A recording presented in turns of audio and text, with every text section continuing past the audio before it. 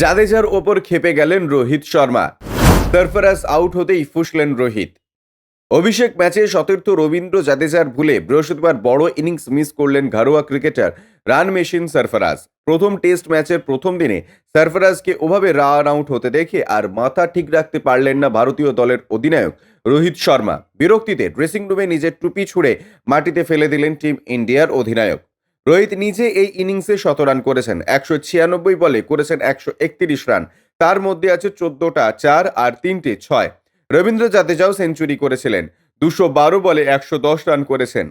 তার মধ্যে আছে ৯টা ৪ ও ২টো ৬।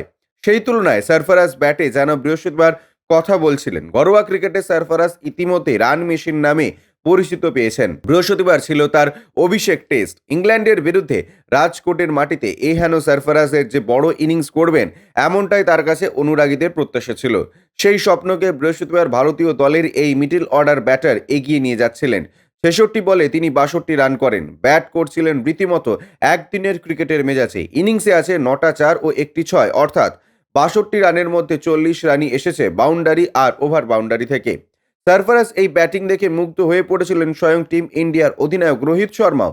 বৃহস্পতিবার সারফারাজ তার অভিষেক টেস্ট ম্যাচে এই ইনিংসে হাফ সেঞ্চুরি করেন মাত্র ৪৮ বলে। ভারতের মধ্যে এর আগে অভিষেকে দ্রুততম হাফ সেঞ্চুরি করার নজির ছিল হার্দিক পান্ডিয়ার। সারফারাজ বৃহস্পতিবার তাকে ছুঁয়ে ফেলেন। তারপর চলছিল তার ব্যাটিং তাণ্ডব। ব্যুরো রিপোর্ট, ইউজে নিউজ।